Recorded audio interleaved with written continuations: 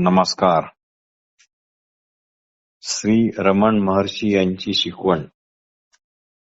श्री रमण महर्षी यांची शिकवण.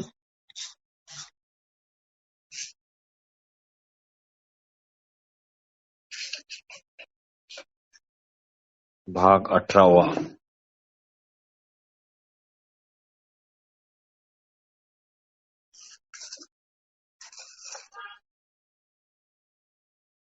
Talks with Shri Raman Maharshi part 2. Talk with Raman Maharshi part 2.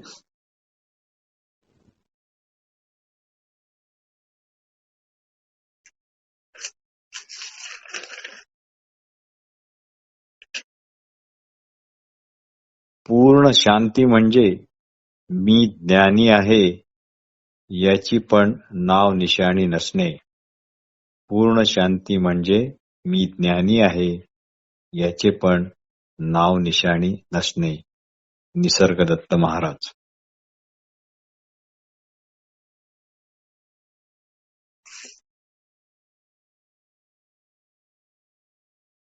दिनांक 24/1/35 पुढे चालू.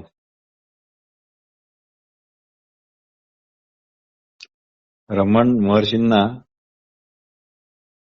त्याच दिवशी असा प्रश्न विचारण्यात आला की अभ्यास म्हणजे नेमके काय?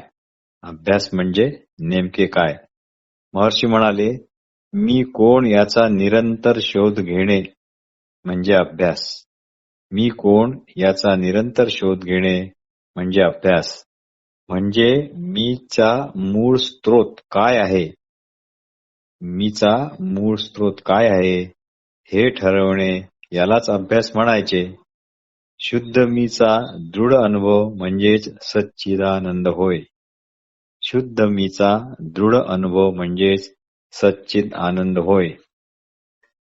मी आहे हे सत, मला माझ्या असण्याची जाणीव आहे हे चित, व माझे माझ्या असण्यावर प्रेम आहे हा आनंद. मी आहे हे सत, मला माझ्या असण्याची जाणीव आहे हे चित, व माझे माझ्या असण्यावर प्रेम आहे हा आनंद. पण याचाच विसर पडल्यामुळे सर्व कष्ट क्लेशाची मालिका उभी राहिलेली आहे. प्रश्न. काय विवाहित पुरुष आत्मसाक्षात करून घेऊ शकतो? महर्षी म्हणाले, हे काय विचारणे झाले? निश्चित करू शकतो. साक्षात्कार म्हणजे काही नवीन प्राप्त करण्याची गोष्ट अशी थोडीच आहे. प्रश्न. आपणाला आत्मसाक्षात्कार होण्यास किती वेळ लागला?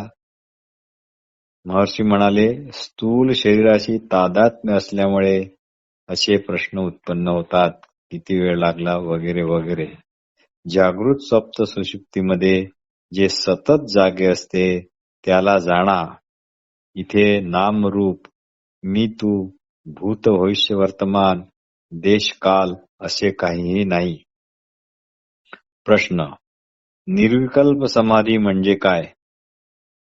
महाराजांनी मोठे छान उत्तर दिले. डोळे बंद असतील तर ती म्हणजे निर्विकल्प समाधी, आणि डोळे उघडे असतील तर ती सविकल्प समाधी. वस्तुतः या दोघात फरक नाही. पूर्ण शांतीचा अनुभव दोन्ही ठिकाणी हा सारखाच येतो. हीच सहज स्वाभाविक अवस्था होय. सहज समाधी होय. प्रश्न.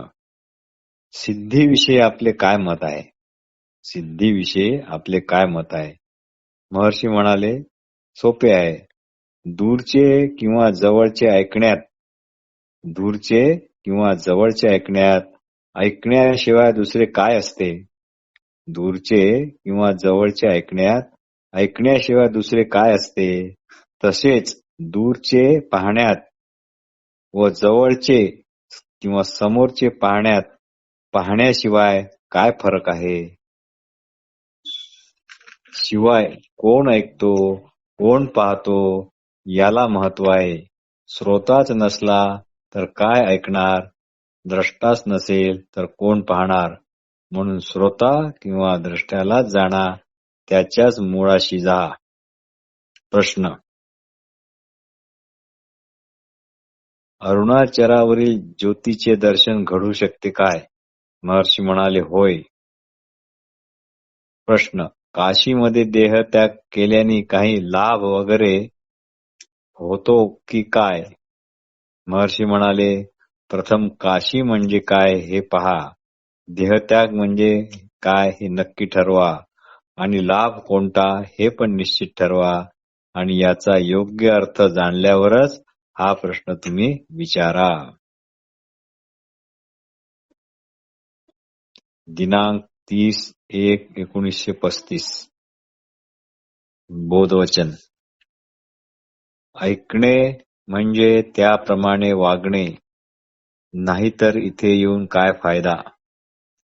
ऐकणे म्हणजे त्याप्रमाणे वागणे, नाहीतर इथे येऊन काय फायदा. Nisargadatta Maharaj. 30/1/1935. Shri M Y Evans अजून चर्चा करीत आहेत. त्यांनी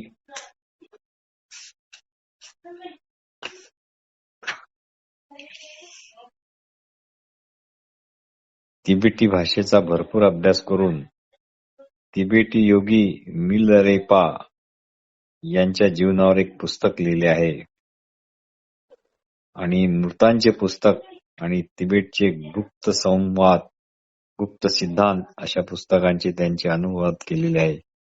आपण मिलारेपा यांच्याविषयी थोडी माहिती पाहू.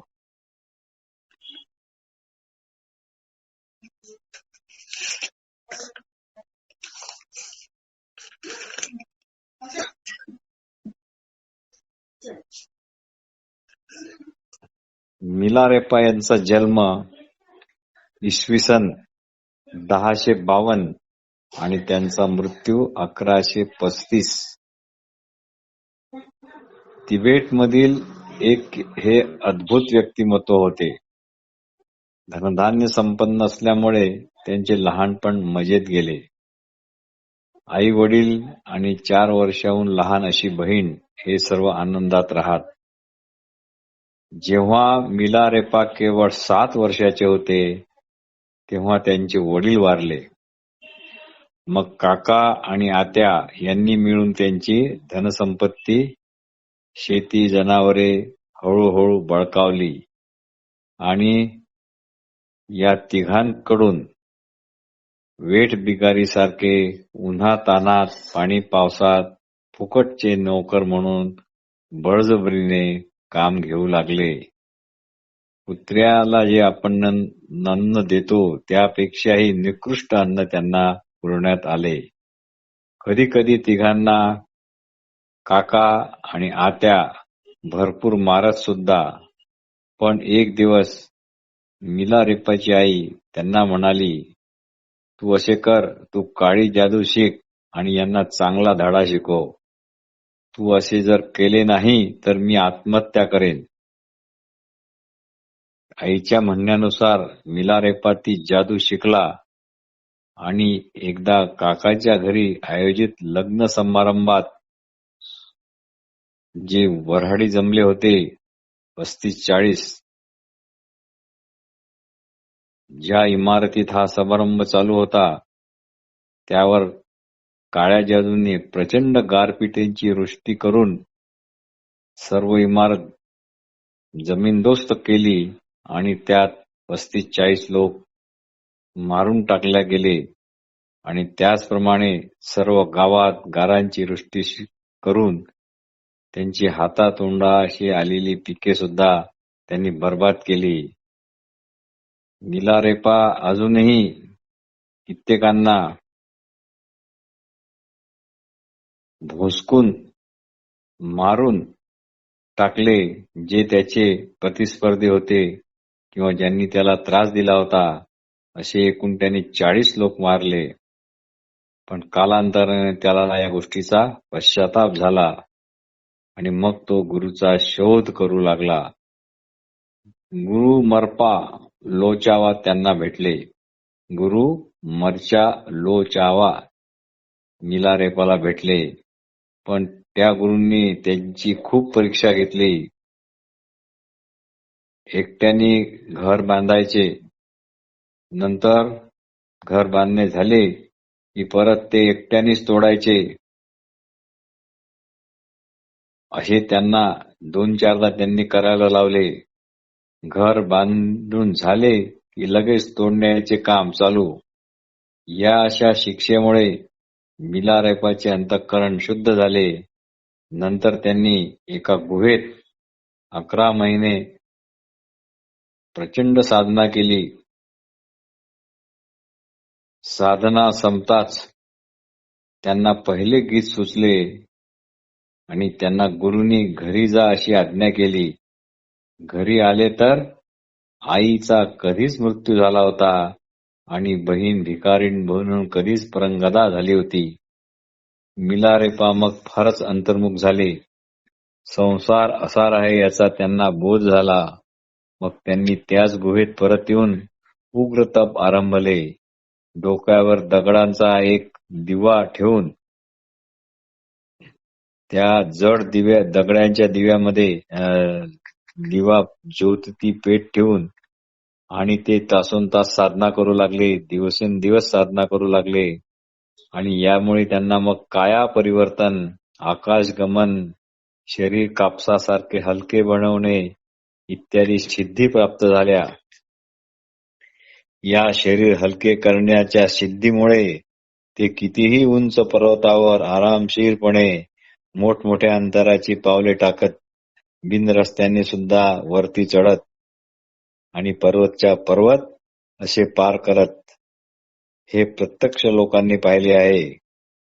त्यावेळी ते शरीर अतिशय हलके करत, त्यामुळे त्यांना काही त्रास होत नसे. आणि जेव्हा त्यांचा मृत्यू झाला, म्हणजे वयाच्या 84व्या वर्षी जेव्हा त्यांनी देह ठेवला, तेव्हा आकाशात इंद्रधनुष्य उगवले होते. इकडे वयाच्या 84 वर्षाचे मृत्यू हे असे मिलारेपाचे चरित्र लिहिणारे M.Y. वान्स वैज हे महर्षीला भेटायला आलेले आहेत. चित्तशुद्धी करता त्यांच्या गुरूंनी त्यांना एक 9 मजले टॉवर एकट्यांनी बांधायचा आदेश दिला होता. ते टॉवर आतापर्यंत होते असे म्हटले जाते. याच मिलारेपाचे मला एक अत्यंत आवडलेले बोधवचन सांगत आहे. विषयांतराबद्दल क्षमस्व. मिलारेपाने आपल्या जीवनकालात एकूण 1000 गीते लिहिली. त्याला सहस्त्रगीत या नावाने प्रसिद्धी मिळाली आहे. ते बोधवचन असे: When you run after your thoughts, when you run after your thoughts, you are like a dog. You are like a dog chasing a stick. Every time a stick is thrown and you run after it. Every time a stick is thrown and you run after it. Instead, be like a lion. Instead, be like a lion who, rather than chasing after the stick, lion turns face to the stick thrower, and then one can throw a stick at a lion once only, and then one can throw a stick at lion once only. याचा अनुवाद म्हणजे असा की कुत्र्याशी जेव्हा आपण खेळतो तेव्हा आपण एखादी काडी फेकतो आणि ती काडी कुत्र्याला आणायला सांगतो. त्याप्रमाणे आपण आपल्या विचारामागे सतत धावत असतो. आणि सिंह हा जो कोणी काडी फेकेल त्याच्याकडे पाहतो आणि तेव्हा मात्र काडी फेकणारा हा फक्त एकदाच काडी फेकू शकतो. असो.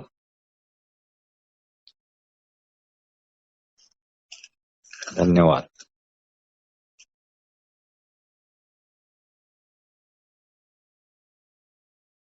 तर 30/1/1935 श्री एम वाय इव्हान्स अजून चर्चा करीत आहेत. प्रश्न ते असे विचारतात की तिबेटमध्ये अज्ञातस्थळी अनेक आत्मसाक्षात्कारी संत महंत राहतात. ते इतक्या दूर, इतक्या एकांतात राहून जगाचा उद्धार कसे करू शकतात? असे काय होऊ शकते की काय? महर्षींना हा प्रश्न त्यांनी विचारला. महर्षी म्हणाले, होय, निश्चित. आत्मसाक्षात म्हणजे मानवतेची सर्वश्रेष्ठ सहाय्यता होय. प्रश्न, माया सिद्धांताविषयी आपले काय मत आहे?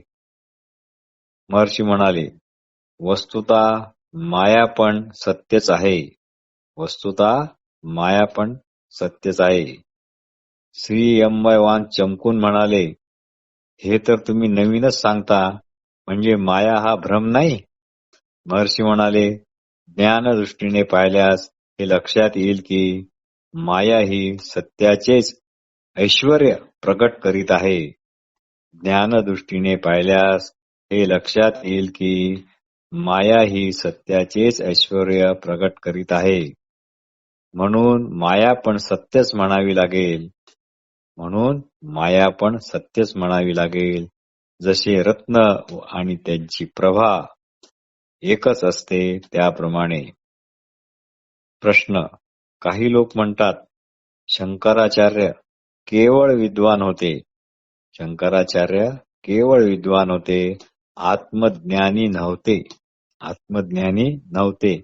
हे खरे आहे काय? महर्षी म्हणाले, शंकराचार्यांची चिंता करू नका. शंकराचार्यांची चिंता करू नका. आपली चिंता करा. प्रथम स्वतःला ओळखा. प्रथम स्वतःला ओळखा. बोधवचन. ऐकणे म्हणजे त्याप्रमाणे वागणे. ऐकणे म्हणजे त्याप्रमाणे वागणे. नाहीतर इथे येऊन काय फायदा? नाहीतर इथे येऊन काय फायदा? निसर्गदत्त महाराज.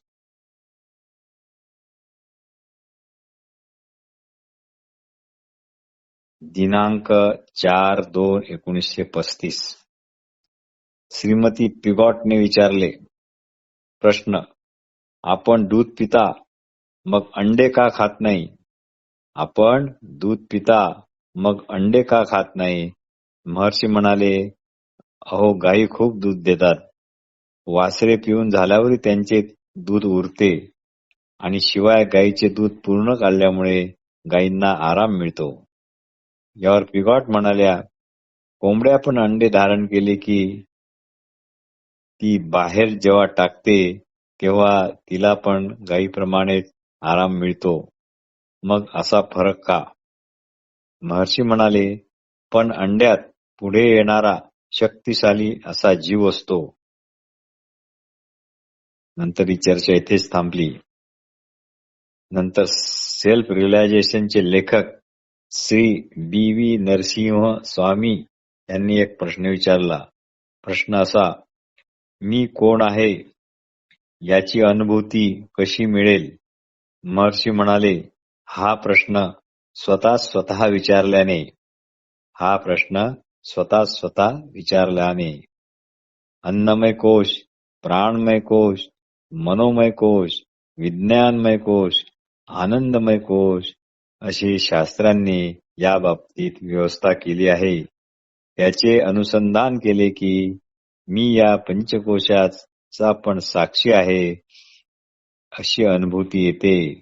पण हे पंचकोश अनात्म असून त्याच्या निरासानंतर जे उरेल तेच आपले सत्स्वरूप होय. प्रश्न, दृश्य विलय प्रक्रिया म्हणजे काय? महर्षी म्हणाले, पाहणारा व पाहिले जाणारे, किंवा ऐकणारा किंवा ऐकले जाणारे, किंवा गंध घेणारा किंवा ज्याचा गंध घेतला जातो आहे ते, असे पंचज्ञानेंद्रियाने होणारे ज्ञान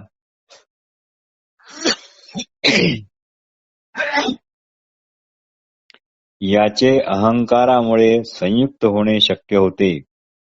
पण पाहणारा कोण याचे अनुसंधान केल्यामुळे अहंकार विलीन होताच आपोआप पाहिले जाणारे म्हणजे दृश्य विलय होते, म्हणजेच दृश्यांचे निरसन होते, म्हणजेच द्रष्टा दृश्य हे पृथक पृथक आहे ही बुद्धी जाते. तथापि दृश्य यथावत राहूनही किंवा असूनही त्याची बाधा होत नाही. दिवसा असणाऱ्या चंद्राप्रमाणे ते निष्प्रभ असते. एकदा का दृश्यादीची बाधा करण्याची शक्ती संपली की मग जगत आपोआप क्षणभंगूर वाटायला लागते. मग तिथे वैराग्य आपोआप प्रगटते. म्हणून सर्वप्रथम आत्मविचार करणे अतिशय महत्वपूर्ण आहे. मगच धन, यश, आराम, सुख इत्यादी प्रती उपेक्षाचा भाव प्रगट होऊन चित्त साम्यावस्थेत राहते. म्हणून कधीही मन थोडेही भ्रमित झाले तर त्वरित हा प्रश्न विचारा की ही भ्रांती कोणाला होत आहे. लगेच पुन्हाच त्याच क्षणी हा प्रश्न तुम्हाला आत्मभावाकडे नेईल. प्रश्न: जर मी देह हा भ्रम आहे तर या भ्रमाचे निवारण अहम स्वतःच कसे काय करू शकेल? महर्षी म्हणाले, मी आहे असा शुद्ध आत्मभावच मी देह इत्यादी आहे अशा प्रकारच्या असणाऱ्या देहभावाच्या भ्रमाला नाहीसा करून परत मी आहे अशा मूळच्या शुद्ध स्वरूपातच राहील. ही मात्र इथे एक गमतीची किंवा विरोधाभासाची गोष्ट आहे. पण ज्ञानी माणसाला यात विरोधाभास मुळीच वाटत नाही. भक्ती मार्गात पूर्णतः आत्मसमर्पण केल्यानंतर काय उरते? अहमच्या जागी फक्त ईश्वर म्हणजे तूच तू राहतो. अहमभाव जातो. प्रश्न: या बाबतीत गुरु किंवा इष्टदेवतांची काही मदत होऊ शकते काय? महर्षी म्हणाले, खरी मदत ही स्वतःचीच आहे. सूर्याचे दर्शन तुम्हाला स्वतःच घ्यावे लागेल. चष्मा किंवा सूर्य तुमच्यासाठी हे काम करू शकत नाही. प्रश्न: संसारात इतकी दुःखे, त्रास वगैरे का आहेत? महर्षी म्हणाले, तुम्ही त्याला ईश्वर इच्छा याशिवाय दुसरे काही म्हणू शकत नाही. पण हे अतर्कच तुम्हाला वाटणार, कारण परिपूर्ण, सर्वाधार, असीम वगैरे असल्यास त्याच्यावर इच्छेचा पण आपण आरोप करू शकत नाही. पण त्याच्या दृष्टीने दुःख, त्रास इत्यादी बाबतीत तो सदैव अलिप्तच असतो.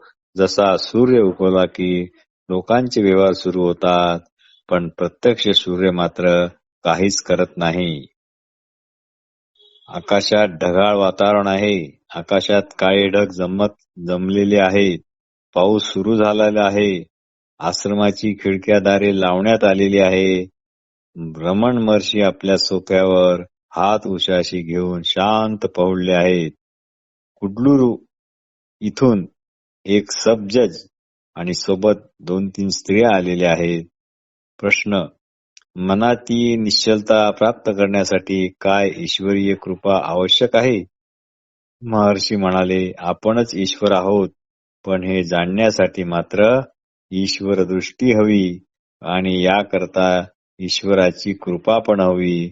म्हणजेच देवाच्या कृपेऐवजी देवाची कृपा हवी. म्हणजेच देवाच्या कृपेऐवजी दैवाची कृपा हवी. इथे सर्वजण हसतात. प्रश्न: ईश्वर अनुग्रह व ईश्वर कृपा यात काही फरक आहे का? महर्षी म्हणाले, तुम्ही ईश्वराविषयी विचार करता हीच मुळात ईश्वरी कृपा आहे. It is God's grace that you think about God. प्रश्न. या ईश्वर कृपेत काही गुरु कृपेचा वाटा आहे की नाही? महर्षी म्हणतात, तुम्ही दोन कृपा ह्या का समजता? एक ईश कृपा आणि दुसरी गुरुकृपा. गुरुकृपा ईश कृपापेक्षा भिन्न असते काय? प्रश्न. जन्ममृत्यूच्या फेऱ्यापासून कसे मुक्त व्हावे? महर्षी म्हणतात, प्रथम जन्ममृत्यू म्हणजे काय याचा नक्की अर्थ प्राप्त करून घ्या. मग फेऱ्यातून कसे मुक्त होता येईल या बाबतीत काय करायचे ते आपण पाहू. प्रश्न. आत्मज्ञानाकरता मला माझी पत्नी आणि परिवार हे सोडावे लागेल काय? महर्षी म्हणाले,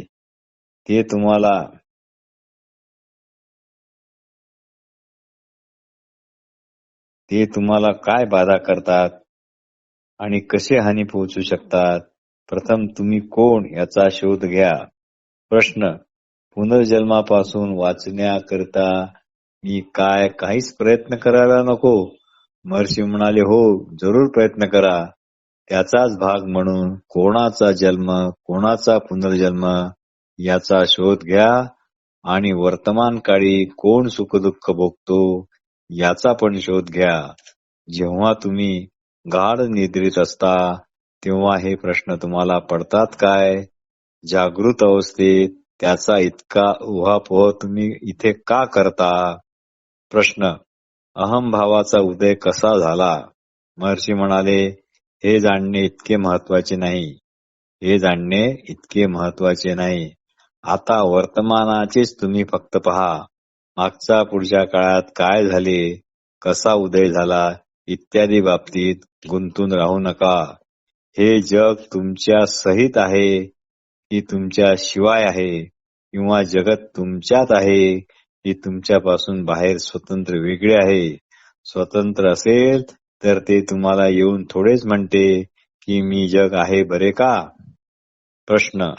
कर्मयोग कसा अंगी आणावा? महर्षी म्हणतात, आत्मज्ञानीच खरा कर्मयोगी राहू शकतो. प्रश्न. गीतेत म्हटले आहे की भ्रूमध्यमध्ये मन एकाग्र करून श्वास नियमित केले तर ती परमावस्था प्राप्त होते. पण हे करावे कसे? महर्षी म्हणाले, मी आहे आपल्या असण्याविषयीची खात्री साक्षात आहे. प्राप्त करून घ्यायची ती गोष्ट नाही, ती सदैव नित्य प्राप्त आहे. भ्रूमध्य केवळ एक स्थान आहे. प्रश्न. अशी कोणती वस्तू आहे की जी जाणली की सारे संशय निवृत्त होतात? महर्षी म्हणाले, संशय कुणाला आहे याचा प्रथम शोध घ्या. जर संशय करता पकडल्या गेला की आपले काम झालेच असे समजा. नमस्कार.